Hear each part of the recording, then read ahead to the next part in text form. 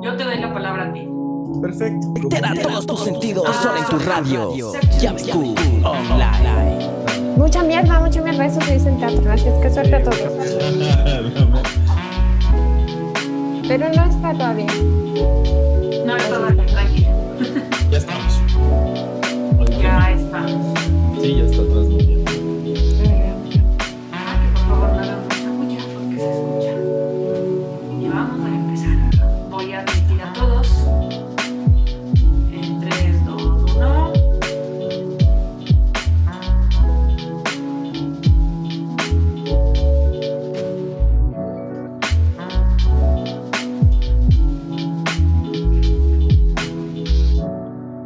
Muy buenas tardes con todos los presentes. Estamos ya en nuestra quinta charla de transiciones en esta tarde con Sofía Zapata, quien nos va a presentar la teatralidad de la imagen. Como nuestro presentador el día de hoy vamos a tener a nuestro docente Esteban Zarzosa, nuestra invitada especial Sosa Pato, también nos acompaña el señor vicerrector Ángel Souto, y a todos nuestros queridos estudiantes que tengan una buena tarde y que lo disfruten. Por favor, Tibi. Hola, ¿qué tal? Bienvenidos a todos. Ya estamos en si no estoy mal, en la quinta conferencia de transiciones. Ha sido todo un gusto presentarles con ustedes a Sofía Zapata, una ilustradora ya con un gran recorrido. Para que les voy a mentir, ella desde el año 2019 estuvo como parte de las 500 mejores ilustradoras jóvenes a nivel mundial en Post y Telecom. También ha sido una artista completa, también es licenciada en artes plásticas, también ha hecho diferentes libros, ilustraciones para libros infantiles, y además de eso tenemos a una excelente actriz. Trabaja también en la parte del teatro, en la parte de clown. Entonces vemos a toda una artista consagrada como tal.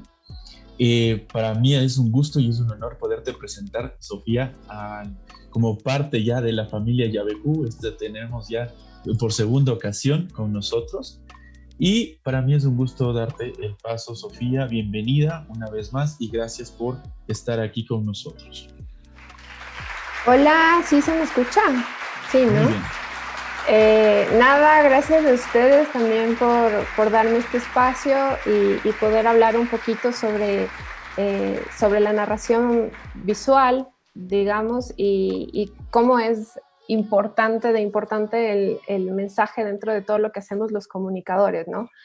El título de esta charla va a ser Teatralidad de la imagen, un poco porque a partir de mi experiencia desde la ilustración, desde el diseño gráfico y también desde el mundo escénico, he podido como, si acaso, recolectar ciertas pepitas o pistas que a mí me han ayudado un montón en este mundo de la comunicación visual, y me parecía como interesante un poco compartir eso. Espérenme un ratito que me estoy haciendo ochos con la computadora, pero me parece interesante compartir eso, sobre todo porque a veces siento que los discursos están como muy quedados en cajitas, digamos. Los ilustradores hablamos desde la ilustración, los actores hablan desde la actuación, pero a mí me pasó algo muy loco, que es vivir estos dos mundos y encontrar como muchos puntos en común que me clarificaban muchas cosas en ambos mundos. Entonces es como, me parece muy bonito compartir eso ahora, y es lo que voy a intentar con esta tecnología, que soy un poco mala con la tecnología, pero bueno, voy a intentar ahorita compartir pantalla. Ustedes me cuentan si lo estoy logrando o no.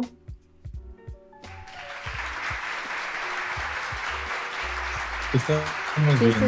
¿Sí? Buenísimo.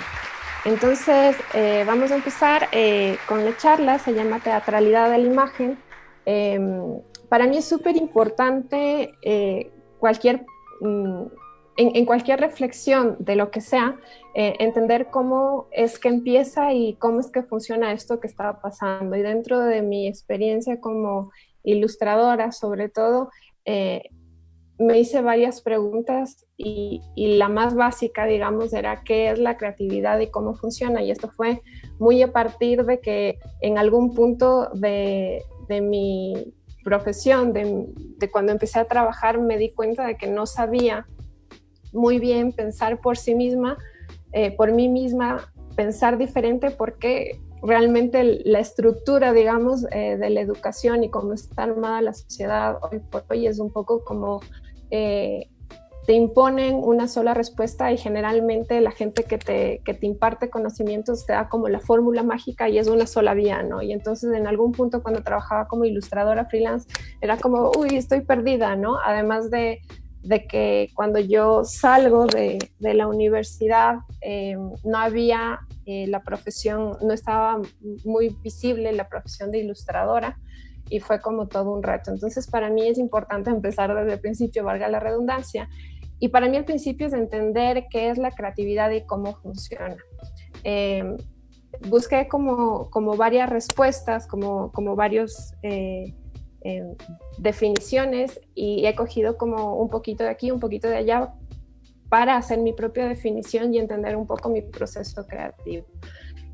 Para mí, ¿qué es la creatividad? Es encontrar diferentes respuestas a los problemas de siempre. Eso de partida. Y esto me genera a mí la pregunta de cómo encuentro nuevas respuestas a los problemas de siempre. Y entiendo que para llegar a estas nuevas respuestas hay que tener asociaciones distintas. Y mi pregunta es, ¿cómo logro tener asociaciones distintas? ¿Cómo logro conceptualizar o relacionar cosas que están como aparentemente separadas para generar una nueva respuesta? Porque igual podríamos debatir sobre el crear o no crear algo, porque de hecho se habla de que ya todo está creado, ¿no? Y claro, aparece como la respuesta a esta última pregunta, que es: cada uno de nosotros tenemos como muchos bagajes, todas nuestras experiencias hacen que recopilemos información de todo tipo, y surge también una pregunta en mí que es, ok, entonces ¿debo nutrir esas experiencias desde lo mental solamente? Y claro, aparece esa pregunta también por quién soy, ¿no? Porque creo que soy una persona como súper emocional y súper visceral, y siempre he estado como cuestionando esa, no sé, cuando idolatran un poco la parte intelectual, siento que dejan de lado la integralidad del ser humano, porque eminentemente somos también emocionales. ¿Cómo funciona esto de las asociaciones distintas? Dice un gráfico súper elemental, pero creo que es súper revelador en el sentido de que siempre se dice, no, consuman cosas, vean cosas, experimenten, les va a ser súper bien para la creatividad, pero uno como que no logra visualizar, y dice una tontería que ojalá le estén viendo y les haga sentido, que es un poco, cada uno tiene como estas carpetitas, una puede ser emociones, una puede ser viajes, otra puede ser lo que leí, otra puede ser el instituto, otra puede ser mi última relación, etc. Y lo que hace la cabecita para encontrar nuevas respuestas distintas a los problemas de siempre es coger cositas de cada carpeta y asociarlas de forma diferente. Entonces es súper importante que en cada carpetita tengamos como un montón de información para que podamos combinar a nuestro antojo y sigan saliendo como ideas súper raras, ¿no? Entre más llenas, más posibilidades de ideas distintas y no comunes saldrán. ¿Qué pasa si tenemos como las carpetitas vacías, que daremos 7,000 vueltas a las mismas asociaciones porque no tenemos de dónde cogernos para encontrar como nuevas asociaciones? También aparece dentro de este concepto de creatividad el proceso per se de la cabecita cuando estamos desarrollando un proyecto, y esto fue algo también súper no sé si estoy diciendo bien la palabra, pero me ayudó mucho como a entender mi proceso creativo y de qué va, que el proceso creativo tiene momentos convergentes y divergentes. Muchas veces cuando nosotros tenemos como un reto creativo, hacemos lo que vendría a ser lluvias de ideas. Imaginen que este gráfico es eso, como una lluvia de ideas.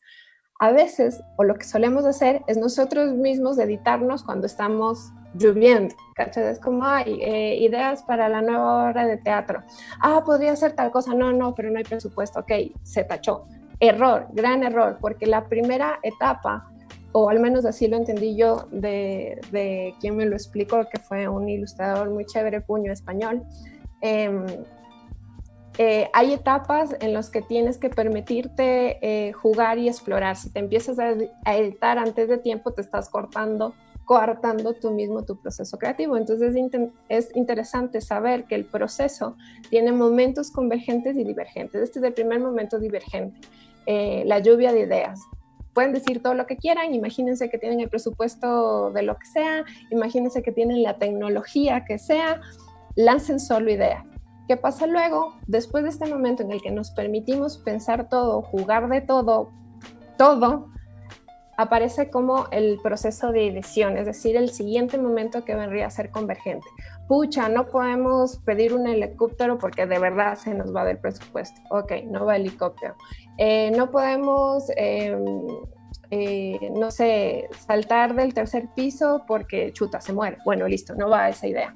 Y vamos tachando las ideas que no funcionan. Eso quiere decir que las ideas que todavía sobreviven pasan al siguiente momento que vuelve a ser convergente. Ok, tenemos claro que la idea va a ser, no sé, un carro. ¿Qué tipo de carro? Podría ser pichirilo, no, podría ser de madera, no, pero si es de latas, ¿me explico? Y una vez más, tenemos que aprender a no editarnos en este momento y creo que saber que hay momentos convergentes y divergentes. Convergentes es cuando editamos y van llegando a un solo punto, ¿no? Como que se van reduciendo. Es súper interesante.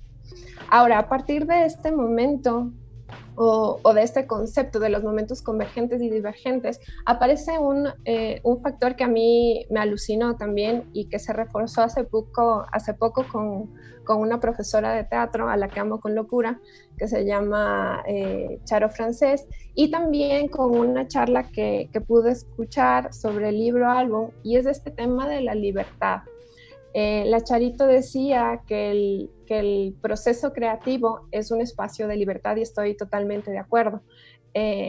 Pero la pregunta es qué tan libres somos en este proceso creativo. Muchas veces, un poco lo que les decía, esta primera edición que hacemos casi inconscientemente es muy loca y a veces nosotros mismos nos limitamos de esa libertad. A veces, imagínense que están jugando un partido de fútbol.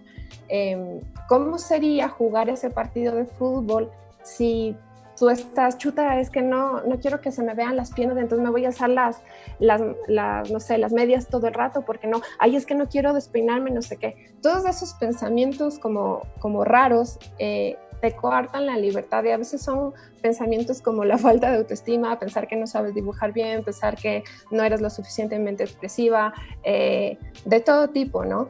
Y a mí me resuena mucho esta idea de la libertad con el juego también, porque creo que parte del juego es reforzar ese espacio de libertad y un poco permitirnos a nosotros mismos el error, que es súper importante y puede sonar como muy hippie y muy de autoayuda, pero en realidad es muy importante en el proceso creativo, porque si nos seguimos coartando un poco, lo que hacemos es achicar. Imaginemos que en esas carpetitas que les había mostrado inicialmente tenemos un montón de experiencias. Si en este proceso de lo convergente y divergente empezamos a editarnos un montón nosotros mismos, sin permitirnos jugar, sin permitirnos errar, pues va a valer verge que tengamos un montón de experiencias, porque básicamente vamos a reducir todas esas experiencias a las mismas conclusiones de siempre y nos vamos a dar las mismas vueltas de siempre. Entonces a mí me parece súper importante también tener en cuenta y tener en alto valor al juego y a la libertad como espacio creativo y a la libertad mental que nosotros mismos nos permitimos. Yo he trabajado como ilustradora durante mucho tiempo y recién a partir del 2015, yo empecé a trabajar como ilustradora desde el 2006, ojo, y recién a partir del 2015 pude empezar a trabajar con paz, ¿cacha? Y era porque dejé de darme latigazos creyendo que no era lo suficientemente buena. Y esa era una tara, por ejemplo, que no me permitía llegar a un nivel de juego que realmente potencializara o no sé cómo es la palabra, pero bueno, me entienden, en mi proceso creativo a buscar nuevas cosas y explorar y etcétera, etcétera. También dentro de todos estos conceptos que estoy botando alrededor de la creatividad, algo que para mí es esencial y que a veces muchas veces se pasa por encima, se habla mucho, pero no sé qué tan encarnado está en nosotros, y hago un mea culpa también, es hacernos las preguntas básicas de para qué y por qué. Eso creo que es elemental si tenemos en cuenta que somos comunicadores y que es importante saber un para qué y por qué para poder hacer esas ediciones en este proceso y que la parte convergente sea realmente de calidad, o sea, que se haga una buena edición. Y también creo que tiene que ver con la parte del juego. Les pongo un ejemplo súper torpe, pero es como muy, muy claro. Yo cuando salí de la agrupación de teatro en la que estaba y empecé a trabajar sola, me agarró un nervio, un miedo focazo, porque yo antes no estaba, no me encargaba de llevar gente al teatro, y me agarró un miedo que no tienen idea, porque sentía que no iba a ser capaz de lograr llenar las salas o siquiera llevar gente al teatro que me pueda ver. Y en algún momento tuve que parar y hacerme la simple pregunta de, pucha, ¿para qué estás haciendo clown? ¿Para qué haces teatro? Y la respuesta no era para llenar salas, era porque chuta, amo ser clown y me encantaría, y me encanta estar en las tablas y todo. Y la pregunta fue, ¿y cuántas personas necesitas que estén en la sala para que puedas hacer tu función? Pucha, mínimo 5. ¿Puedes llevar 5? Puedo. Ya está, ¿cachai? Pero es tan básico como encontrar la esencia de lo que realmente estás haciendo y para qué estás haciendo algo que realmente te puede como liberar la cabecita y te puede relajar, que creo que es uno de los aspectos de libertad que sí necesitamos en este espacio creativo. Dentro también de todo este análisis, reflexiones, crisis, lo que fuera alrededor de la creatividad y de cómo abordarla, aparece también un concepto que me abrazó mucho y que lo encontré, si no estoy mal, fue el año pasado, con un señor, que se me va el nombre, soy un desastre con los nombres, pero este es un artista que desarrollaba maquetas gráficas, ¿no? De físicas tridimensionales sobre eventos traumáticos, y era un poco como esa era su obra, y había mucho análisis de curación y de narración, etcétera, etcétera. Y el man planteaba que hay cosas que son verdad y no necesariamente real, y él ponía un ejemplo y decía que él quería hacer una maqueta de la ciudad, digo, me estoy inventando un poco, pero digamos que quería hacer la maqueta de la ciudad, pero quería hacerlo en el tamaño de su hermano que había muerto. Y él corta como la madera que iba a ser el soporte de esa maqueta, y creo que la corta como en 1,70 m o algo así.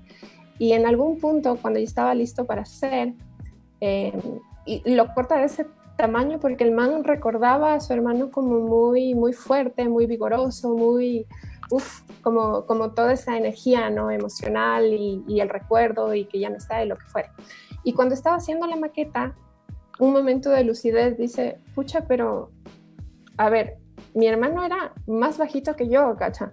Y yo mido me invento también, 1,65. Entonces, en realidad, el tamaño, la realidad sería que el tamaño de la maqueta tendría que ser de 1,50. Me invento otra vez. Y el man decía, pero no, porque esos 20 centímetros que yo le aumenté, en realidad es mi verdad, la verdad que se construyó desde que mi hermano murió hasta hoy, que le estoy recordando. Y quizá en todo ese tiempo que no le vi, mi hermano creció 20 centímetros. Y a mí me resonó todo, porque siento que se conecta mucho con la honestidad en el teatro, que se habla mucho de la honestidad en el teatro, sobre todo en el clown, porque el clown tiene que ver a los ojos al público. Me resonó mucho porque creo que ahí es un ejemplo súper claro de cuando lo que estás diciendo o lo que estás haciendo te atraviesa de una forma plena, total, por toda tu humanidad, desde lo mental, y lo emocional, que creo que está bueno no dejar de lado esa parte, y un poco creo que eso se representa muy bien en el teatro y en la ilustración y en las narraciones visuales en general. ¿Desde dónde estás contando y cuál es esa verdad que no necesariamente tiene que ser real para sentirse verdad y para empatizar con el lector, con el público, etcétera? Todo esto como para antesala de lo que vendría a ser un proceso creativo de narración visual. Como resultado de todo este pensamiento, este divagar y crisis y lo que fuere sobre la creatividad, también me resuena a mí algo que para mí es muy importante, que es el bocetaje. Y no solo como metodología, sino también un poco por lo que les contaba de limpiarnos de esas taras de las cabecitas que a veces están muy inconscientemente y que es muy sanador. Por ejemplo, hacer bocetos me parece que es un ritual muy sanador también, en el sentido de que si bien sí relajas la mano, si bien sí estás como proyectando, digamos, el ritmo de una narración, digamos que estamos hablando de las ilustraciones de un libro, también hay algo ahí de quitarse los miedos y de prepararse al juego, ¿no? Es como calentar, digamos, antes de entrar a una cancha de fútbol, y por eso para mí es súper importante, más allá de que yo no soy mucho de hacer un boceto tal cual, yo lo utilizo más en el sentido de jugar y también para ver el ritmo de la narración, pero soy un poco como reacia a hacer un boceto súper parecido a la ilustración final, porque me ha pasado por experiencia mía y maña mía, que a veces cuando el boceto es muy parecido a la ilustración final termina siendo una mala copia del boceto. Y hay taras mías, que también quiero como poner por sentado que no creo que haya una metodología estándar de nada. Así es que yo lo que estoy compartiendo y quiero como enfatizar en eso es como una forma de ver un punto de vista a partir de mi experiencia, pero ni de cerca quiero que crean que es como la fórmula mágica o que creo que esto es la verdad absoluta, no lo es. Bueno, entonces en esta experiencia del teatro y de la ilustración he podido como encontrar puntos de convergencia que les quiero como compartir. También quiero compartirles que es como muy loco en el sentido de que yo estudié diseño gráfico y estudié artes plásticas, y encontré, cuando estudié estas dos cosas, encontré como, puntos de convergencia, pero no necesariamente entendía más una cosa por haber estudiado, por ejemplo, no entendía más una cosa de comunicación y diseño por haber estudiado artes, ¿cachai? No necesariamente, no fue tan así, era como que se complementaban y iban como aumentando la carpetita, digamos, de información.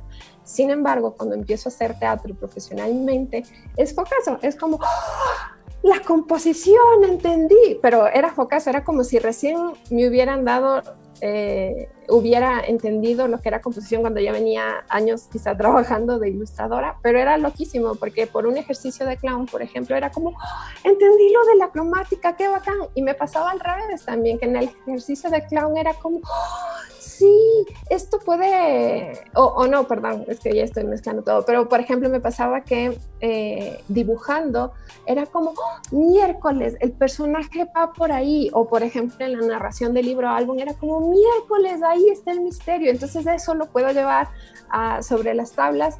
Y bueno, quería compartirles esto porque creo que todas las artes tienen como una columna vertebral, la misma, que es la creatividad, y creo que está súper bueno consumir todo tipo de artes, salir de nuestras cajitas de solo ilustrador, solo teatrero, solo músico, porque creo que al ver otro tipo de arte nos hace tomar distancia y realmente tomar conciencia de la esencia de la comunicación visual, de la creatividad, de la emotividad, y creo que eso está bueno, creo que puede enriquecer e inyectar mucha profundidad a nuestro trabajo. Entonces, les voy a compartir como 10 tips, digamos, o 10 puntos de convergencia que yo he podido vivirlos de primera mano por mi experiencia. El primero es, ¿de qué quiero hablar? enfoque, color, ritmo, tecnología. Esto es un poco básico, creo yo, que es entender que la prioridad es el mensaje, no tanto el artista. A veces, y eso lo viví mucho en la Universidad Central cuando estudié artes plásticas, que claro, hay mucho ego también, ¿no? A veces prima más el artista que lo que quiero comunicar y pucha, hay el súper discurso de la obra de arte, y cuando el cuadro, supongamos que estamos hablando de un cuadro, está frente al público, pucha, la gente no entiende nada, y no, siento que al menos para mí la comunicación es importante, y si hay una comunicación pues hay que tener en cuenta estos aspectos, de enfoque, voz, color, ritmo, tecnología. Si partimos de la idea de que un trazo ya puede comunicar, para mí el arte es comunicación, pero ya un trazo, por ejemplo, de acuarela, no te hace sentir lo mismo que un trazo de aguatinta que es grabado, no te hace sentir lo mismo que un trazo de lápiz, no te hace sentir lo mismo que un trazo de esfero. Si ya entendemos que cada trazo nos da y nos hace sentir cosas diferentes, pues está claro que el trazo per se ya es un elemento comunicativo, tanto como la cromática, el contraste, composición, movimiento, ritmo, etc. Y que está bueno utilizarlos así, como herramientas, y saberlos así. Puse estas dos imágenes como ejemplo, porque cuando está claro la temática, tú puedes utilizar esos trazos y esa información que adquieres en el Instituto Yabecu, por ejemplo, para enfocarlo a la buena comunicación, digamos. La imagen que están viendo es una cartografía sonora que sale a partir de una residencia artística que hicimos en el Parque Nacional Yasuní, y la experiencia fue escuchar la naturaleza, y teníamos que desarrollar una pieza gráfica que dé cuenta de esa experiencia. Yo llegué con una idea preconcebida que nada que ver con la experiencia, porque resulta que cuando vas allá escuchas de todo y todo se mezcla y es como que no sabes qué escuchas. Hay unos sonidos que parecen extraterrestres, hay un pájaro que suena a gota gigante que cae sobre el agua y es como resuena así pero mal, hay otro pájaro que imita sonidos, hay como risas de guasones por todo lado. Es muy loco, muy loco. Además hay como temas de leyenda. Toda la experiencia fue como muy, muy compleja, no eran solamente sonidos, y decidí traducirlo en este esquema que es como muy, decidí tomar esto de la cartografía, es decir, el lenguaje de los mapas, para dividir estos sonidos y estas representaciones en agudo, graves y silencios, y también un poco como mezclar esta sensación que me daban a mí como citadina, ¿no? Había cosas que se escuchaban como sintetizadoras, literal, y me parecía muy bonito que quien pueda ver la imagen sepa que hay animales que suenan a sintetizadores, o que hay animales que suenan a nave espacial, o que hay animales que suenan a guasón, y un poco como también para darles el pique de que quieran conocer, ¿no? Y entonces ahí justificaba muchos objetivos comunicacionales a través de esta imagen. Y como ejemplo también tenemos la otra imagen, que es de mi obra La Anacoreta, que va de una mujer que va muy pesada por la vida, y claro, era como, tenía esta idea, nace de una imagen que yo tenía de una mujer llena de maletas, casi una mujer tortuga, que en la espalda llevaba un montón de maletas, y a partir de eso quería como desarrollar este concepto que es de pesadez. Sin embargo, digamos que el mensaje inicial, el importante, era cómo hacer que este personaje dé cuenta de lo pesado que es la vida. Priorizamos del mensaje, y entonces la forma que encontré fue de llenarle de maletas y poner una posición encorvada, una gestualidad, una lentitud que me ayuda a reforzar ese mensaje que quiero comunicar. El punto 2, digamos, lo entendí desde el teatro, que es el mensaje concreto: contundencia, limpieza, elegancia. Cuando yo hice algún taller de teatro, se ponían muy estrictos. De hecho mi papá clown, que es Víctor Stevenman, se ponía muy estricto en el plan de, ok, ¿por qué tienes la silla en escena? ¿Vas a utilizarla? No. Entonces no pongas la silla en escena. Ok. Y era así como súper estricto en el sentido de que si vas a poner un elemento sobre las tablas, tiene que tener un protagonismo, porque por algo lo estás poniendo sobre la tabla. Si no, está ensuciando y no hace sentido. Este criterio también se puede trasladar a la imagen y creo que está súper bueno preguntarnos reiteradamente, ¿es realmente necesario esto en esta imagen si lo que quiero comunicar es tal cosa? Y yo ponía un poco como ejemplo estas dos imágenes, estas tres imágenes en realidad con la fotografía, porque a veces caemos en errores muy torpes, ¿no? Por ejemplo, en el de la fotografía de teatro, este globo con esta soga es un personaje, es un niño o un señor o lo que quieras, es un personaje. Y por el contexto de la obra, por la actriz, por el texto que le dice a este personaje, se entiende que es un personaje. Por tanto, no es necesario ni ponerle ojitos, ni nariz, ni boca, ni nada, porque se entiende por sí solo. Y eso lo quito. A veces hablo de esto porque a veces en el teatro también pecamos un poco de eso, ¿no? Como de poner ojitos y boca y nariz y terminan siendo como elementos quizá muy infantilescos o solo por ese hecho ya le quita un poco como de seriedad o de misticismo o de elegancia a la escena per se.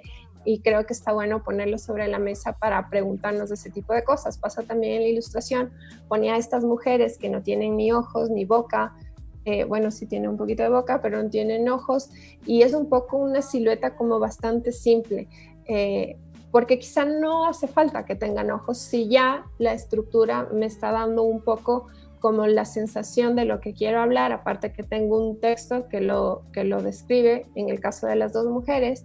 En el caso de Death Proof, esta es la imagen de una película que se llama Death Proof, de Tarantino, donde hay un matón humano, varón, en un carro y va por la vida como matando a niñas, a chicas, y en algún momento de la historia las víctimas, las posibles víctimas, pues terminan matándole a este man porque son muy poderosas. Y entonces ponía como ejemplo porque quizá representar esta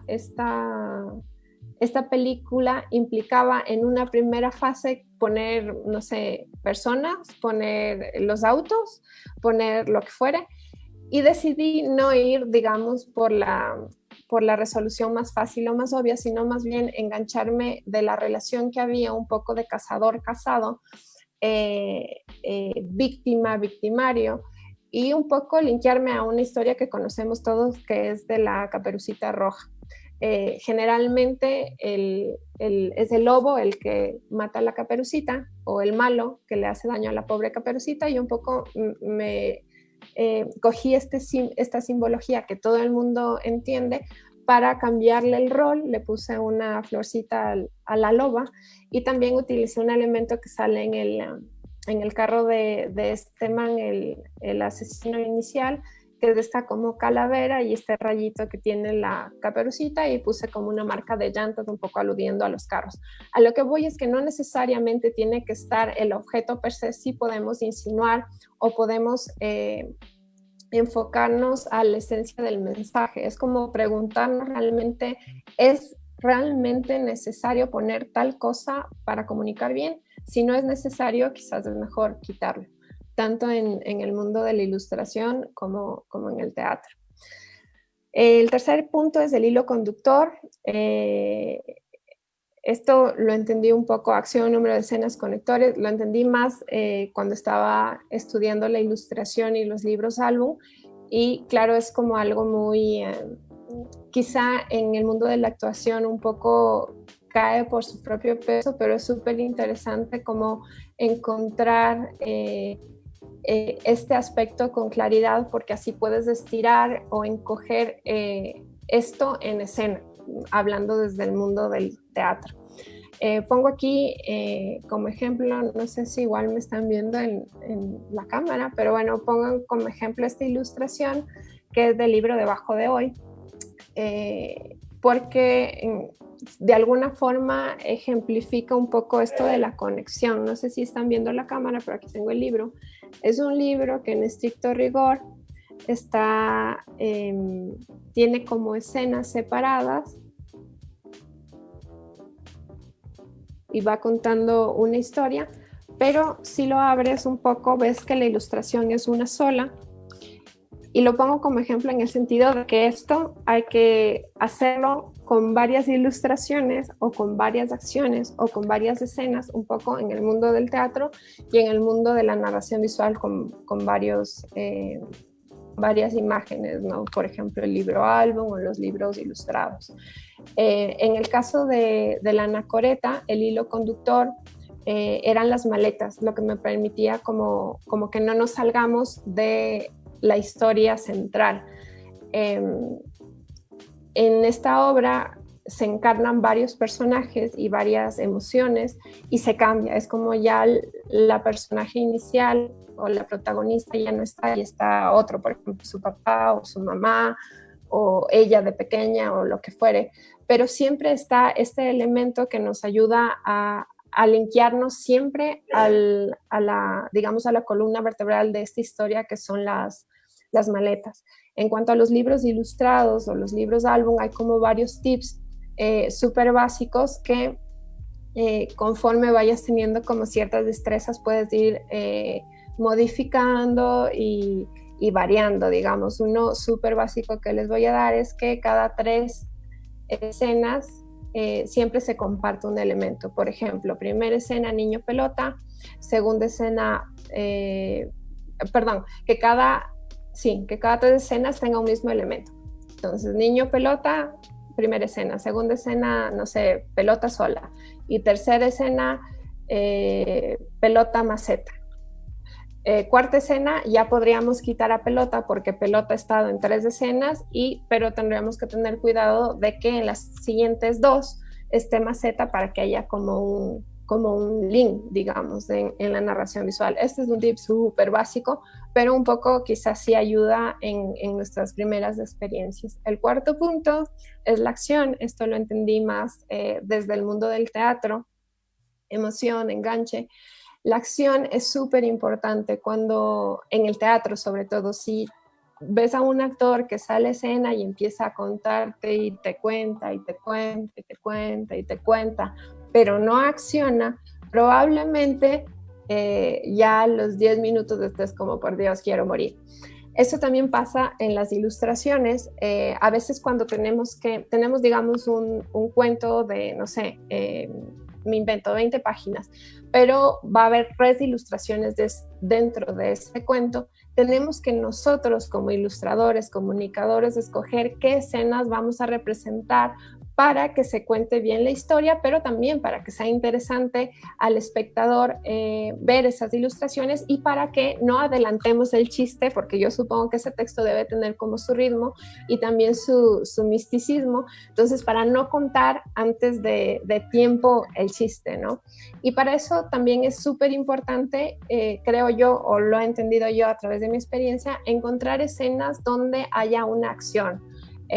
A veces, quizá por simplificarnos a nosotros mismos la vida, optamos por acciones o por momentos como muy estáticos, pero hay que tener mucho cuidado en qué pose le vamos a poner a ese protagonista de nuestra ilustración, haciendo qué, viendo a dónde, de espaldas o de frente, porque todo eso da información y porque da dinamismo también. Cuando nosotros optamos por un momento estático, por un momento en el que se está haciendo una acción, como por ejemplo este reloj que está corriendo, le da mucho más dinamismo que si estuviera este reloj parado simplemente en el mismo lugar. Y además le aporta como mucha profundidad narrativa que puede reforzar ese texto también.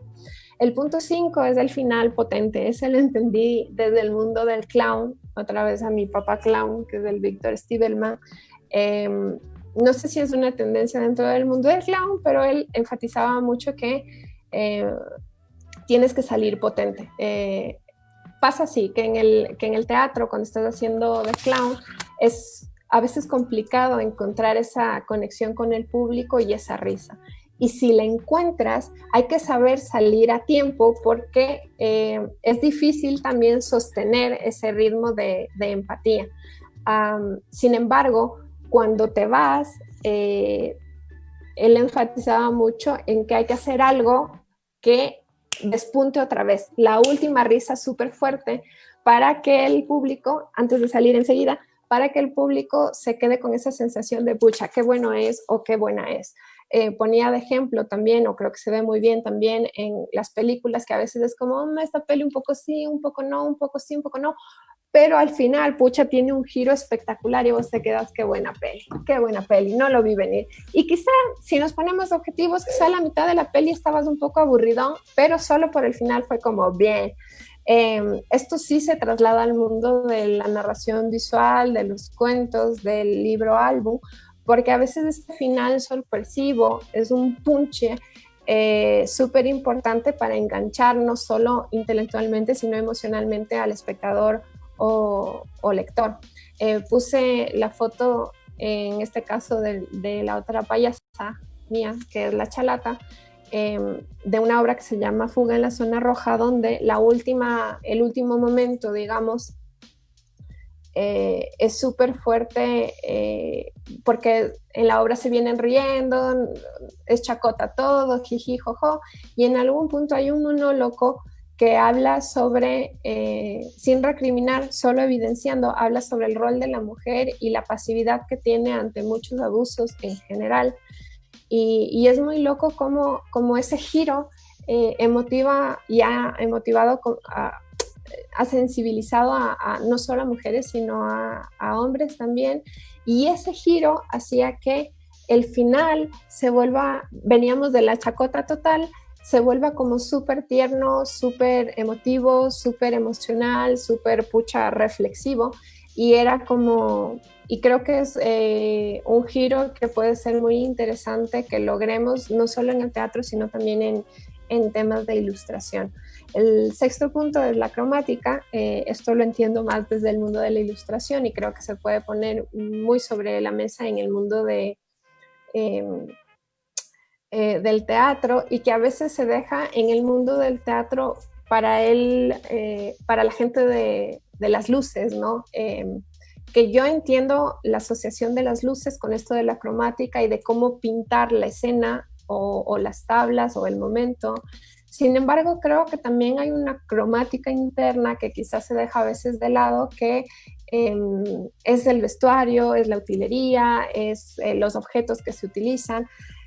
Quisquillosidad mía, pero a mí me parece que es una forma también de enmarcar lo que quiero hacer, y eso lo entendí un poco desde la ilustración. Les pongo al otro lado la foto de este libro que se llama Matilde, no sé si igual me ven en el video, pero este libro que están viendo ahí en la foto utiliza la cromática para hacer una especie como de zoom narrativo. Todo lo que no es ni dragón, ni pintor, ni protagonista Matilde es gris. Por tanto, esos tintes de color lo que hacen es que sean básicamente como un zoom a el elemento que tiene ese color, y el que tenga pocos elementos con color también genera una línea narrativa de oposición, ¿no? Me parece que eso se puede trasladar también al mundo escénico. Por ejemplo, en la obra de la Anacoreta intento que todo sea ocre, un poco para enmarcarme a mí como personaje, para enmarcar mi rostro, mi corporalidad, y que no haya distractores ni siquiera cromáticos dentro de la escena. El octavo punto es la composición, objetos, distribución. Esto siento que lo entendí más también siento que lo entendí en los dos lugares, pero creo que se ve más en la ilustración, si acaso es más fácil como entenderlo, que es como equilibrar el espacio para que se vea armónico. Por ejemplo, en esta imagen tenemos como mucho peso hacia la derecha. Sí hay como un espacio y está pensado para dejar espacios en el texto, pero también, por ejemplo, este detalle de la esquina me ayuda a equilibrar y es una tontería que podría parecer que podemos pasar por alto, pero creo que no. En realidad creo que los detalles son los que determinan qué tan contundente es el mensaje. Y, por ejemplo, esto de la composición, de equilibrar el espacio, de equilibrar el color, determina un montón. El noveno punto, digamos, es el misterio, hipérboles, insinuación. Esto lo entiendo más desde el teatro. ¿Qué es un hipérbole en el mundo de la ilustración? Hipérbole es lo que pasa con el personaje desde una ilustración, digamos que desde esta, no sé si me están viendo en el video, pero bueno, desde esta, todo lo que pasa hasta llegar a este momento, eso es la hipérbole. Entonces hay hipérbole de tiempo y de espacio, que no voy a contar, que no voy a mostrar en la ilustración, hay un libro que lo muestra súper claramente, que es de Isol, y me parece que es ese cuento que le rompen la cabeza a la princesa, que se me va el nombre. Hay un momento que dice algo así como que se enamoró con un príncipe y nada, y que tuvieron una cita, y creo que cambias la página y dice la pasamos bien o no sé qué, o decidió quedarse, lo que fuere, y ya se le ve a ella embarazada. La hipérbole vendría a ser todo lo que hizo para llegar a estar embarazada, que la autora decidió no contar con ilustraciones, pero que finalmente pasaron, porque vemos en la siguiente ilustración lo que está pasando. Esto es súper importante en el tema de la narración visual, sobre todo en los libros álbum, porque estas imágenes tienen que tener la cualidad de que te cuenten algo, pero te dejen también la sensación de, uy, quiero saber más, y ese quiero saber más es como, ok, me voy a tomar un segundo para virar la página y ver lo que hay aquí. Ay, qué bacán, y ahora, uy, me voy a tomar otro segundo, ¿cachas? Y que te tengan tan enganchado. Eso creo que también es importante en el mundo del teatro, y hay mucho, porque hay mucha metáfora en el teatro, y lo entendí quizá más bien desde ahí también, como que se me consolidó un poquito en la cabecita, porque los personajes generalmente en el teatro no llegan y dicen, hola, soy María Joaquina y soy dentista y ahora le voy a atender a él y entonces donde tengo conflicto y después no sé qué. Generalmente entran, hacen algo, salen y vos te quedas como, chuta, ¿y qué pasó? Pero quiero seguir viéndole. Y a veces en el teatro te cuentan también al revés, ¿no? Empiezan por el final, luego ves lo que ha pasado, luego ves desde dónde inicia. Ese misterio está súper interesante, de hecho, en cualquier tipo de narración. Y el último punto es la metáfora y poética. Y esto lo entendí un poco también desde el teatro. Bueno, lo entendí desde los dos lugares, pero en el teatro está un poco más, se puede entender un poco más claro en cuanto a lo expresivo y lo descriptivo.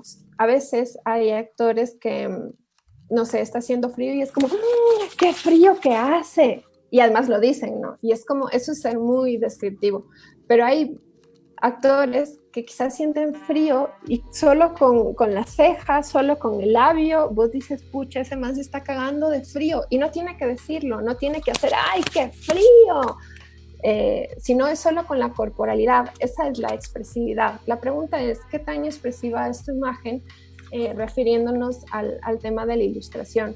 Otro tema también del involucramiento, que tiene que ver con esta poética y con esta metáfora, es ese espacio en el que tú no le cuentas todo al lector. Hablo también desde el mundo escénico, que tú no le cuentas todo, no le das todo masticado al público, para que ella pueda ahí introducir su experiencia, lo que lleva en estas carpetitas que habíamos visto inicialmente en este proceso creativo, y él y ella solo y sola hacer su propia conexión, su propia conclusión, su propia reflexión. Esto a mí me parece súper importante, no solo para generar una experiencia emotiva en el público o en el lector, sino también como un acto de respeto, porque creo que está bueno no imponer ni una visión, ni una conclusión, ni una verdad a nadie en general, y creo que está bueno. En el caso del teatro ponía esta imagen que es igual de la obra de la Anacoreta, y que habla de la relación con el padre, que también fue como, ok, ¿cómo metaforizo eso y cómo hablo de lo esencial que quiero hablar sin ser tan descriptivo? Yo quería un poco hablar de una relación tóxica, quizá castrante, del padre hacia la hija, y tenía que buscar la forma de hacerlo sin ser literal y sin ser necesariamente bajón en ese momento, porque además es teatro clown y mi forma la encontré a través del origami y de una relación como de poder y de castración creativa, además, que no les quiero spoilar la obra para que vayan a ver en algún momento, pero creo que está súper bueno dejar estos espacios abiertos donde no es como, mi papá me pegaba porque no sé qué, porque el rato que cierras ya a alguien, a una niña, a una mujer a la que su papá no le pegaba, ya no le llegó porque a ella no le pegaba.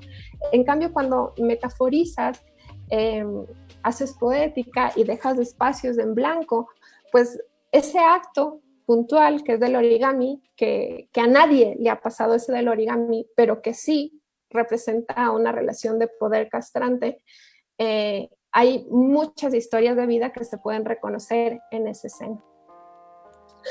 Y ya acabé. Entonces, nada, en principio espero que les haya interesado, gustado un poco estos puntos que les comento, y no sé si hay preguntas, comentarios, algo. Yo me siento muy rara porque siento un monólogo silencioso muy raro, pero bueno, ya me contarán. Muy bien, Sofi. Primero, bueno, agradecerte un mundo. Realmente todo lo que nos has estado comentando, más que nada desde la parte de la ilustración, desde la parte del teatro, ¿no? Y cómo se conjugan estas dos partes. Créeme que es un mundo de experiencias y de conocimiento bastante enriquecedor para nuestros alumnos y para todos los que están en las conferencias, ¿ya? Bueno, vamos a empezar. Te comento que tengo un montón de preguntas. ¡Chuta! No te preocupes, yo te las voy a ir leyendo, Sofi. Eres no es por demás, pero eres referente para muchos de nuestros alumnos en temas de ilustración y demás. Entonces ya te puedes imaginar. Y bueno, vamos a empezar ahí lidiando un poco con las preguntas entre Facebook y las preguntas que tenemos acá en el chat. Y pues, bueno, va la primera, ¿ya? Y es que en algún momento has sentido que te quedas en blanco frente al papel, ¿no es cierto? ¿Qué haces cuando esto te sucede, Sofía? Sí me ha pasado, pero creo que es más como, así como soy rarita, como empecé la charla, yo necesitaba saber por qué me pasa esta situación. Y creo que a veces ese blancazo viene un poco por cuando tengo pretensión de demostrar cosas, es como que me tupo, es como me gana más las ganas de demostrar que el disfrute y el deleite. Y como les contaba, es súper importante, al menos para mí, el juego y la libertad de disfrutar para poder desarrollar. Entonces entendía que había algo ahí. A veces me pasa también que no tengo claro de qué va, o entiendo, esto es todo lo que he pensado durante muchos años y he concluido que a veces el blancazo también me venía porque no tenía claro qué quería hacer, de qué quería hablar. Entonces como todo, y era como, ¿qué hago? Entonces al tener un poco claro de por dónde me venía, ahora lo que suelo hacer, que sí me pasa, pero ya no me dejo, digamos, es como reenfocar. También me pasaba el para qué y por qué no, que un poco también hablé en la charla. Es como reenfocar. Ahora, con la práctica, ya a veces lo que hago es o dejar lo que estoy haciendo y me pongo a jugar, que a mí me reactiva un poco la nota del juego y de pucha, ¿para qué hago esto? No es para ser feliz, no para estar ahí dándome de latigazos. Y solo ese cambio de la cabecita ya me permite en media hora regresar a lo que estaba haciendo y hacerlo bien. A veces también es solo respirar un poco y es como, pucha, ¿por qué hago esto, cacha? Así, porque disfruto. Entonces disfruta, cacha. Una misma puteándose, ¿no? ¿Cómo disfruta? Pues mamacita, respirar, reconectas y vas. Y otras veces también he entendido, y está bien, y creo que es parte de madurar también, que a veces no quiero, cacha. Mi cuerpo no quiere dibujar y está bien, porque ser ilustradora no quiere decir que tengo que dibujar todo el tiempo por todo, cacha. Incluso es un celular mío, perdón, pero le vamos a ignorar. Que está bien no querer ilustrar a veces o no querer dibujar a veces, porque como les decía, estas carpetitas se nutren de un montón de cosas y quizás y en esa conversa con mis sobrinos, pucha, salió la super idea del libro álbum. Entonces quizá también va por el tema de escucharse y de tenerse paciencia a uno mismo, pero creo que es súper importante saber por qué te bloqueas. Eso me pasa a mí, pero quizá a otras personas les pasa por otras cosas y quizá deberían tomar otras decisiones para, no sé, convivir con esos bloqueos. Súper, Sofi, increíble. Ahora vamos con otra pregunta que nace desde Facebook, ¿ya? Y empieza así. ¿Alguna recomendación general para los que aspiran a ser artistas, ilustradores, animadores actualmente? Recomendación. O sea, no sé, muy hippie, pero creo que sí es importante saber por qué estás ahí, ¿cachas? A veces es súper loco que inconscientemente estás haciendo algo por algo que no registras. Te pongo un ejemplo, ¿cachas? Yo toda mi vida profesional, o la gran mayoría, he sido ilustradora freelance, y en mi primera etapa, no sé, tenía una ansiedad, se pueden decir malas palabras, ¿cierto? Bueno, una ansiedad muy rara. Y no sabía por qué, y trabajaba trabajo tras trabajo, no estaba feliz, era como, ¿qué es esto? No sé. Y un día tuve que parar y decirme, ¿qué rayos me está pasando? Y caché que en alguna parte de mi cabecita estaba la idea de que si yo era exitosa tenía que tener una casa y un carro y lo que fuere, y como freelance no lo estaba logrando. Y eso me tenía como súper estresada, súper ansiosa, súper mal, infeliz total. Y cuando me hice la pregunta, ok, ¿yo quiero tener un carro? No. ¿Qué necesito? Nada, comer y tener un techo para donde vivir, como sea. ¿Lo estás logrando? Sí. Ya está, gachas. Es como, ¿por qué te haces tantos fantasmas en la cabeza? Y solo eso me hizo vivir en paz a partir de ese momento con el freelance. Cachando que para mí lo importante es tener para comer diario y que no necesito un carro y que quizá no necesito mayor lujo, y que el ser freelance me da otras cosas como la libertad de hacer teatro y etcétera, y con eso soy súper feliz. Sopesé y dije, nada, va por aquí. Y creo que esas claridades súper básicas que parecen como reiterativas, a veces no nos tomamos el tiempo de limpiar, y creo que está bueno. Eso. Muy bien. Vamos a ver, otra desde el chat, ¿ya? Que dice que les gustaría saber tu opinión. ¿Qué cambiarías desde el punto de vista pedagógico con tu experiencia como estudiante y como profesional, refiriéndonos al tema de los procesos creativos? Verás, yo ahí tengo como una crisis media rara. Yo un poco estoy en contra de la institucionalidad, porque creo que es súper castrante creativamente, al menos desde mi experiencia. El tema de que ya haya una nota que te diga que está bien o que está mal, es como, puta, cuénteme por qué está bien y por qué está mal, y debatamos al respecto, ¿no? Porque creo que hay muchos temas, incluso filosóficos, detrás de eso, que no solo es una nota, ¿cachai? Implica como un montón de cosas. Sin embargo, a veces yo en mis discursos soy como súper así, ¿no? Como acabo de hablar ahorita, y la gente es como, sí, no, institución, no estudiamos nada.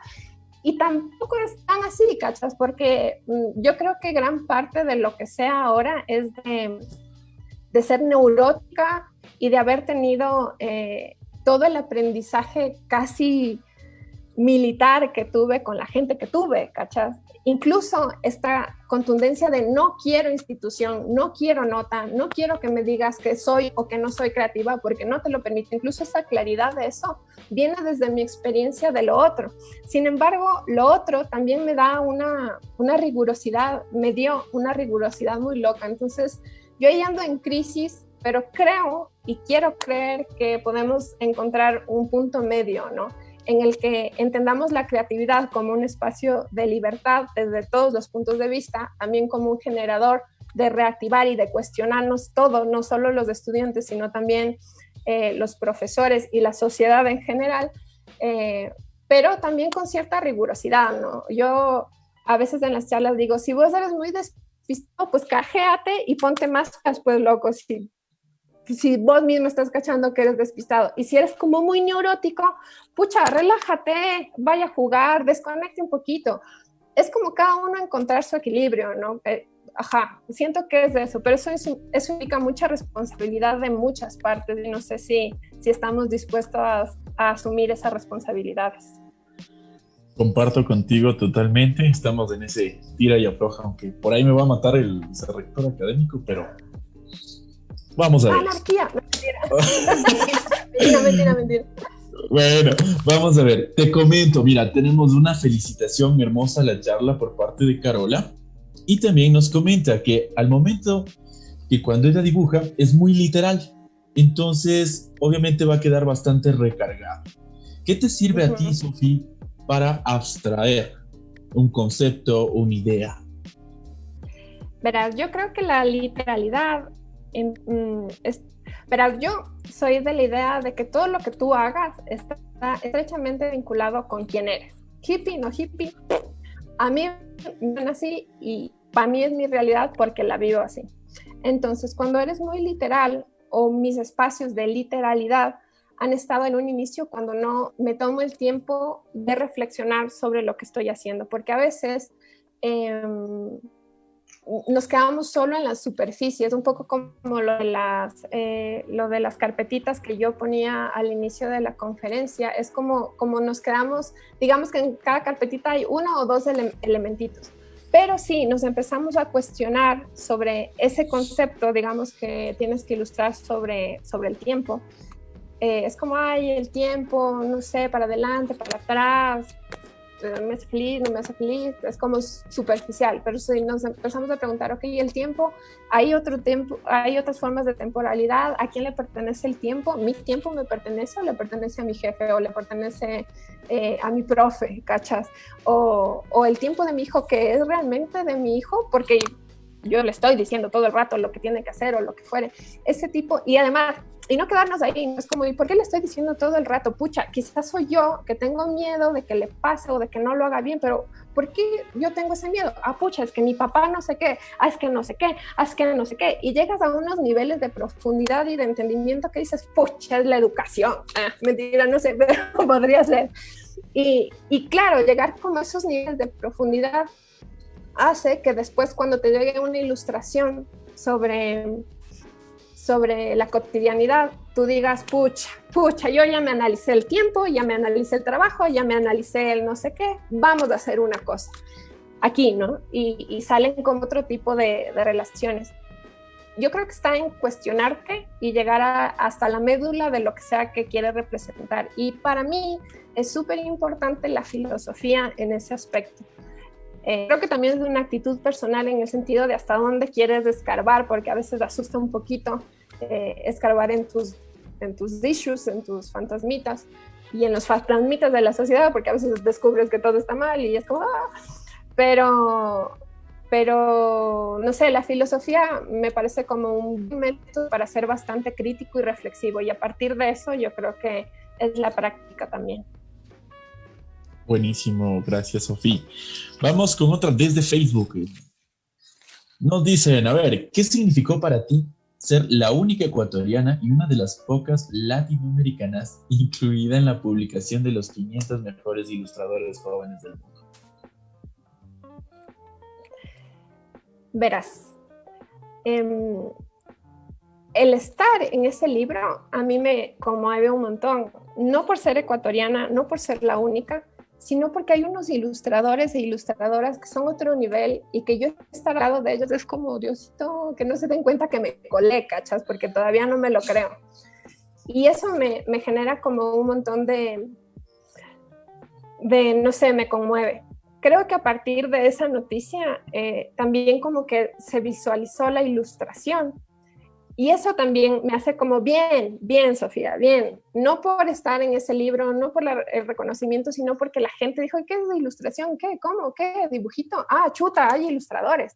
Y quizá por eso empezó a ver que hay un montón, que hay otra profesión, ¿no? Y que hay un montón de ilustradoras y de ilustradores súper talentosos.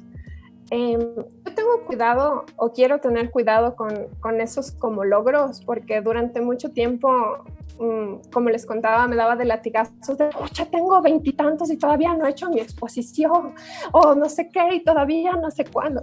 Y eso es súper castrante mentalmente, creativamente, y creo que no representa, ¿cachas? Y no sé, quiero tener como cuidado con esos reconocimientos que si bien sí es como qué bonito y es una patadita de la vida que dice, ok, quizá no soy tan mala esto y sí debería seguir por ahí. No quiero hacerle más bomba a eso, ¿cachas? Porque igual es una casualidad también, ¿cachas? Probablemente quien decidió que yo esté en ese libro no conoció al 50% de los ilustradores ecuatorianos y quizás si los conocía yo no entraba, ¿cachas? Es como finalmente es la alineación del universo que me permitió estar ahí nada más. Y yo disfruto, pero no me quiero creer nada en principio. Muy bien, Sofi. A ver, bueno, tengo una pregunta de Catherine, que creo que de cierta manera ya lo has respondido, que es ¿cómo aconsejarías el desplegar la creatividad cuando estás en esos momentos en blanco? Pero hay una partecita que es la que me encanta, que dice con un tiempo límite. ¿Cómo manejas el tema de los tiempos? Es terrible. No jodiste, no, mentira. mentira. O sea, verás, ahí sí hay un tema que creo que alguna vez a algún psicólogo le escuchaba que a veces hay la gente que deja todo hasta el final, es también gente que quizás es súper confiada de sus capacidades, dice, no, yo en una hora me lo resuelvo y por eso pasa todo el día haciendo cualquier otra cosa en una hora y que generalmente quizá lo puede ir resolviendo, no es como quizá una actitud que se desprende de una autoconfianza también.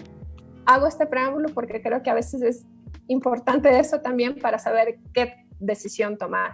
Yo lo que hago cuando tengo un tiempo límite, osada al inicio, porque antes no tenía esa confianza, era como dejarlo todo y dibujar, pero jugando para mí, ¿cachas? Porque a veces yo he notado que a veces estoy bloqueada en algo y solo necesito un pelín de autoestima, ¿cachas? Entonces lo que hago es como dejar eso, ir a hacer mis cosas, buscar, explorar, y si por esas maravillosas cosas de la vida sale una ilustración del puta madre, como que se me llena la cosa de la autoestima y es como listo, lo resuelvo, ¿cachas? Y voy y efectivamente como lo resuelvo un poco mejor. Antes, al inicio, tomaba esa decisión consciente de que me iba a amanecer mal y que la iba a pasar súper mal porque quizá no llegaba bien. Hoy la tomo quizá como más fresca también porque he tomado otras decisiones en el sentido de que si tomo un trabajo no me voy a madrugar y voy a trabajar solo en horas laborables, de días laborables, que creo que es una decisión súper básica que deberíamos tomar todos los la gente que trabajamos freelance, porque a veces por freelance puta no tenemos vida y seguimos trabajando sábados y domingos y no paramos nunca. Entonces yo cuando tomo trabajos me pongo y le digo al cliente el tiempo que yo sé que me demoro más 2 o 3 días más y el cliente lo sabe. Entonces yo ya estoy como guardadita, digamos, y si me bloqueo es como que voy a jugar, me tomo mi día, reconecto y estoy dentro del límite, ¿cachas? Pero también, bueno, igual en la U era muy jodida, pero en la U me pareció súper interesante tener ese ejercicio de llegar, como sea, llegar. Eso creo que es una buena lección del Instituto Metropolitano, sobre todo yo estudié diseño en la Metro, ahí era como el día que llegas como sea, si no cero, y uno, puta, se había amanecido por la cosa de publicidad y tenía que acabar no sé qué, y hacer las mañanas creo que es como un bonito ejercicio de ser profesional, que después repercute un montón en la vida profesional. Buenísimo, Sofi. Vamos a ver, bueno, unas felicitaciones por la charla. Aparte de eso, dice, ¿qué consejos nos das a las personas que recién queremos comenzar con el mundo de la ilustración y cómo lidiar con esas taras mentales? La vejez te ayuda, amiga. No me digas. O sea, verás, yo creo que algo súper importante y que me hubiera gustado saber cuando empezaba era que mi estado anímico determinaba mucho en mi producción.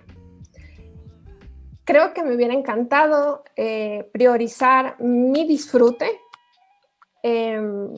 más. No sé si por sobre el cliente y no sé si por sobre el mensaje, porque finalmente trabajamos para alguien, pero a veces en función de llegar o en función de cumplirle al cliente, yo la pasaba súper mal. Y al yo pasarla súper mal, la ilustración salía mal, porque para mí es una simbiosis súper clara. También me hubiera gustado saber que esta nota de dibujar bonito o dibujar realista no quiere decir, y no es la única forma de dibujar bien. Creo que hay un montón de formas mucho más expresivas, mucho más emocionales de ilustrar. Y a veces el querer llegar a esos niveles casi de hiperrealismo como que frustran a mucha gente. Y creo que está bueno, como limpiarse de esas tonteritas. Y creo que en general estar como muy consciente de lo que te pasa, porque mi camino no es igual al tuyo, ni al del Esteban, ni al de la Carlita. Es como cada uno tiene un camino distinto, ¿gacha? Yo sé y a veces en mis charlas lo digo muy tajantemente que adolezco un poco como de autoestima y lo sé, ¿cachas? Y por eso me refuerzo como cosas y me he camellado desde ese lugar porque era súper tímida, por lo que fuera, me he camellado porque esa soy yo, es mi personalidad. Pero habrá un ilustrador que pucha se come el mundo desde hace rato y lo que necesita camellarse es la humildad y bajarle y dejar que el cliente le haga cambios y qué sé yo, que a veces a nosotros también se nos sube, ¿no? Pero es cada uno su camino, creo yo, y no intentar buscar como fórmulas generales, porque creo que ahí jodimos, sobre todo, perdón, ya me metí a otro lado, pero por ejemplo, yo creía en algún momento que no podía, o por ejemplo, por este tema que yo tengo con los bocetos, que no me gusta hacer un boceto exactamente a la ilustración final, yo me daba de latigazos porque creía que chuta, ya estoy cagando mi proceso y ya no soy tan ordenada como todo el mundo que es exitoso y entonces no sé qué. Cuando hice un máster en España, me di cuenta que unos capos eran largo más caóticos que yo, ¿cacha? Igual llegaban a un resultado súper chévere. Es porque cada uno tiene su camino, o sea, y quizás eso es la clave del éxito. Buenísimo, Sofi. A ver, vamos. Tengo una pregunta. Dice, ¿cuántos años tenías cuando iniciaste en el teatro? ¿O cuál fue tu primer acercamiento con el deseo de hacer teatro? Verás, yo empecé a hacer teatro porque yo quería poder hablar en público. Que yo me pongo muy, muy roja cuando me pongo nerviosa. Y soy muy tímida en general, eso es como vine al mundo. Entonces yo quería como poder hablar en público y poder estar como bien con ese pánico escénico a la vida en general. Entonces yo hice como muchos cursos de teatro desde que salí del colegio, muchos, pero yo los hacía, no sé, como por eso, por combatir la timidez, por hacer medio ejercicio, porque me encantaba el teatro, pero jamás pensé hacer teatro. Yo decido hacer teatro cuando en 2009 hago mi primer taller de clown y me cambió la vida, ¿cachas? Porque siento que el clown tiene como muchas premisas muy reveladoras. La básica, te pongo un ejemplo, la básica de mirar a los ojos al público o a todos a los ojos es focazo. Y yo hice el ejercicio de, ok, voy a ver a la gente a los ojos en la vida real. Y era focazo que nadie se vea a los ojos en la vida real. Yo no podía ver a los ojos a la gente en la vida real. Y solo cambiar eso me ha cambiado la vida, por ejemplo. Entonces me quedé súper enamorada. Así tiene un montón de cosas del clown que yo como que las pasé a la vida. Y para mí es como mi templo, ¿cachai? Así me he enseñado tantas cosas. Además que el clown explora como la vulnerabilidad y la torpeza, y toda la sociedad está en función de que no debes hacerlo mal, de que debes hacerlo bien, de que si eres señorita tiene que verse bonito, que no se vea la guata, que no sé qué. Y el clown es como, tienes guata, muestra la guata, ¿cachai? Eres torpe, que se te vea la torpeza, y muéstrales a todos, ¿ya? Y mírales a los ojos, ¿ya? Que no pudiste hacer reír, listo, encaja que no eres divertida. Pues puchicas, es como... ¡oh! Y es finalmente vos con tu verdad, ¿no? Y hace callo así, y es muy bonito porque, no sé, a mí me remueve la vida siempre que hago clown. Y bueno, me enamoré y dije, de aquí a prepararse, y desde ahí no he parado. Muy bien. Créeme que he disfrutado enormemente tu charla. Y para cerrar tenemos una última pregunta desde María José. ¿Qué aconsejarías tú para desarrollar un estilo propio? No tengo idea. Porque, de hecho, ese fue como uno de mis latigazos mucho tiempo, porque había como, al menos cuando yo era más chiquita y estaba iniciando en la ilustración, estaba muy instaurada esta nota del estilo propio en el ilustrador. Y yo me aburría, ¿cachai? Era como que hacía un estilo y después era como, ay, ¿y si hago otro? Porque ese ya me aburría, y después era como, ya, ¿y si hago este? ¿Y si les mezclo? Iba como cambiando, y me gustaba eso, como no tener nada. Otra vez, fui al máster que hice en España, y entendí que por un profe que se me va el nombre, que explicaba que el estilo, digamos, o lo que sea que hagamos, tiene que estar en relación a nuestra personalidad. Porque, por ejemplo, si escoges un estilo súper relamido, pero tu personalidad es como, ay, inquieto, y ya quieres moverte, y ya quieres acabar, ya te quieres ir, no sé qué, el rato que escoges un estilo súper relamido, súper detallista, te estás cagando la vida, ¿cachas? Porque vas a estar horas de horas en esta ilustración, y te va a picar la vida, el alma, porque no puedes estar quieto, ¿cachas? Entonces, o viceversa. Y entonces, para mí fue súper revelador eso, porque entendí que nada, yo seré así, rara, como queriendo explorar las cosas, buscando, no sé, soltar más el trazo, menos el trazo, hacer las caras más infantiles, menos infantiles, como esa búsqueda.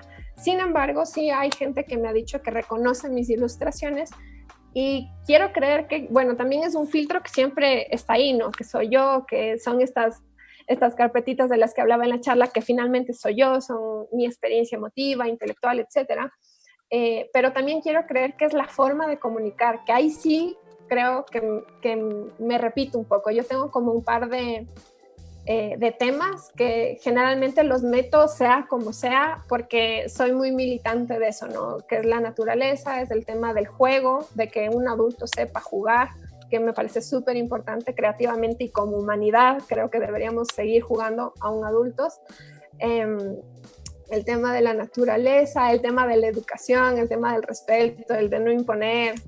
Hay algunas cositas que siempre las estoy metiendo ahí, y también hay como muchos, intento como salpicar de mi experiencia, ¿no? De mi sensibilidad, digamos, y quizá eso sí se puede como notar en mis ilustras. Pero una vez más, no sé, pues si tú quieres tener estilos, bien, y si no quieres tener estilo, bien también, sé feliz, disfruta lo que haces y ya está. Increíble, Sofi. Te voy a leer rápidamente algunos mensajes que te he dejado. Felipe, estuvo genial la exposición. Muchos te están dando un montón de aplausos ahorita. También Chantal te mandó un emoji ahí de corazón, de aplausos. Ivette, una de las mejores ilustradoras de la región, un orgullo total. Y bueno, pues tenemos igual saludos desde Machala. Entonces ha sido totalmente una experiencia muy linda estar contigo, acompañarte en esta exposición. No sé si Angelito quieres dar algunas palabras, algo, Carlita. Sí, Sofía, la verdad ha sido un verdadero placer escucharte. Conocía obviamente tu trabajo, pero no te había escuchado, exceptuando los minutos antes de pasar todos a la sala y que nos sorprendías diciendo que estabas súper nerviosa y al contrario, le has derrochado una autenticidad y una forma de ser muy como eres, como lo que acabas de decir, que ha sido extraordinaria la charla. Hemos transmitido por el Facebook del Yabecú y por el Facebook de la radio Yabecú Online, que aquí está su director, Israel, que es realmente quien ha hecho la transmisión. Y la verdad que ha sido un sub y baja de emociones. La gente, como bien leyó el Stevie ahora, aplaudiéndote, saludándote, que si eres una inspiración excelente. Yo creo que está muy bien toda la humildad con que manejas los logros que has tenido, pero evidentemente son cosas importantes, quizás, obviamente para ti lo son, pero para otros ilustradores, para otras personas, tener un referente que encima sea de acá del país, creo que es muy válido y muy positivo, y se demuestra en las expresiones que han tenido acá, tanto en la sesión de Zoom de transiciones como en el Facebook. Agradecerte infinitamente, desearte los mejores de los éxitos, con tus miedos y con tus alegrías y tus juegos y tu creatividad, que seguro que vamos a seguir escuchando esos zapatos mucho más tiempo. En nombre del instituto, agradecerte enormemente, de verdad. Y no sé si porque están escuchando muchos que van a empezar a estudiar diseño gráfico, que obviamente la ilustración forma parte de algunos,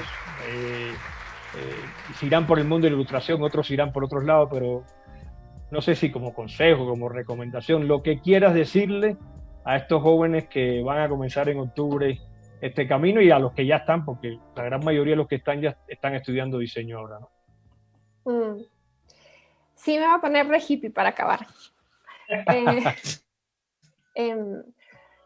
Para mí, a veces todo se reduce a dónde quieres gastar vida y cómo quieres gastar vida. Yo creo que en este momento en particular, esto toma como otra dimensión, además. ¿Dónde quieren gastar su vida? ¿Cachar sus minutos, su tiempo y cómo? Que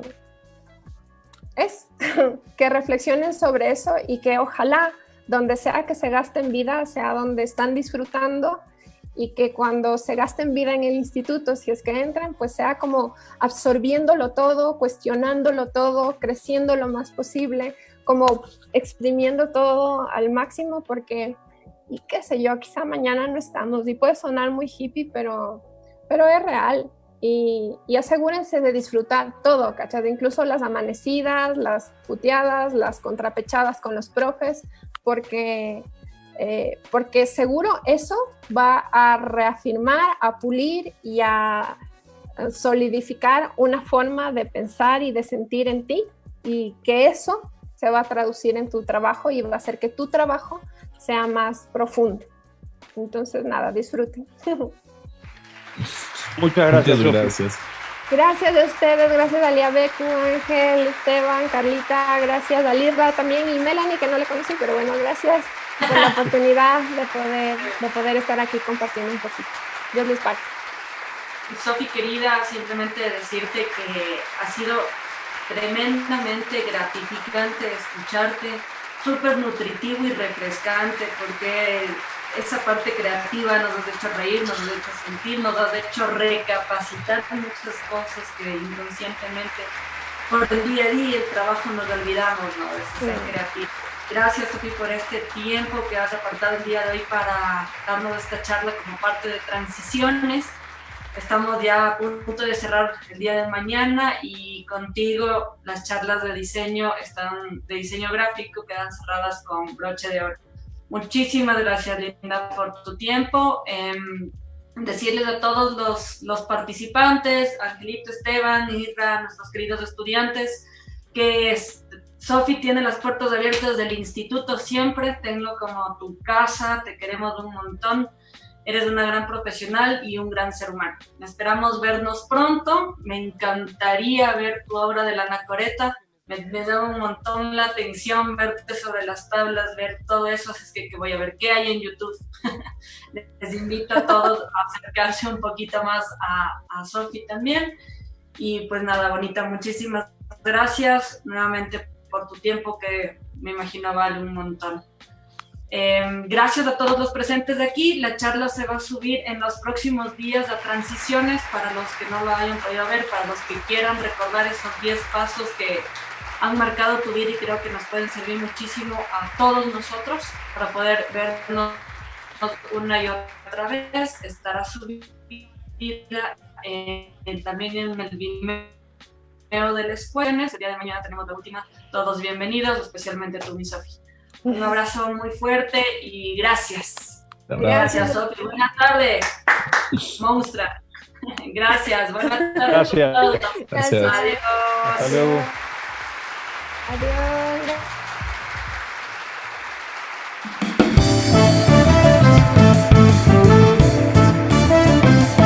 Soy ABQ, soy mil ideas, mil canciones, mil colores, sensaciones, soy guiones, soy historias de ABQ. Soy energía, soy el arte, soy la forma, lo que ves y lo que escuchas te emociona. ABQ. Soy ABQ, mil ideas, mil canciones, mil colores, sensaciones, soy guiones de ABQ.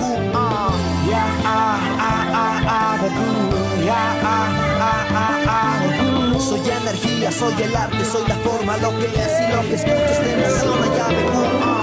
Let go, do what you believe, join us, come create with me. Sabes de dónde vas, de dónde vienes y dónde estás, por eso sueña en grande más y todo lo alcanzarás. Dream big, tell me what you see, show me who you wanna be. Y siempre para arriba construyendo los cimientos, mira hoy el horizonte porque el camino está abierto. Soy ABQ, soy mil ideas, mil canciones, mil colores, sensaciones, soy guiones, soy historias de ABQ. Soy energía, soy el arte, soy la forma, lo que ves y lo que escuchas te emociona. ABQ.